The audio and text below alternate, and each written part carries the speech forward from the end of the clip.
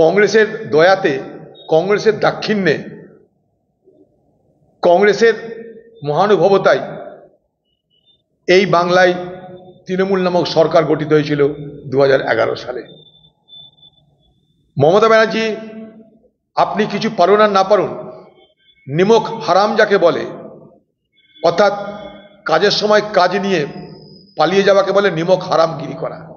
সেই নিমক হারাম, এটা কদর্য ভাষায় বলছি না আমি, এটা শুদ্ধ ভাষায় বলতে চাইছি। অর্থাৎ নুন খেয়ে গুণ না গাওয়া, নুন খেয়ে তার বিরোধিতা করা, যাকে বলা হয় নিমক হারাম।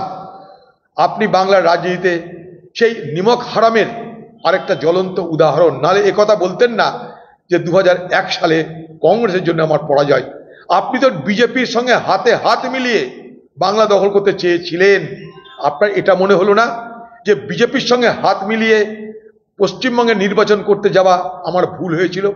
আপনি বাংলার মানুষের কাছে কি ক্ষমা চেয়েছেন যে বিজেপির সঙ্গে হাত মিলিয়ে তাদের সঙ্গে সমঝোতা করে, তাদের সঙ্গে আসন ভাগ করে আমি বাংলা নির্বাচন করেছিলাম, এটা আমার রাজনীতি জীবনে ভুল হয়েছে? 2011 সালে সোনিয়া গান্ধীর সম্মতি না থাকলে, প্রণববাবুর মতন ব্যক্তিদের সহযোগিতা না থাকলে আপনি 2011 সালে ক্ষমতায় আসতেন না। আপনি যে আসন চেয়েছিলেন, কংগ্রেস আপনাকে সেই আসন ছেড়ে দিয়েছিল, কারণ কংগ্রেস আপনাকে ক্ষমতায় বসাতে চেয়েছিল।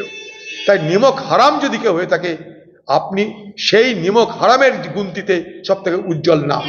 বাংলার মুখ্যমন্ত্রী মমতা ব্যানার্জি, আপনি নিমক হারামির রাজনীতি করেন।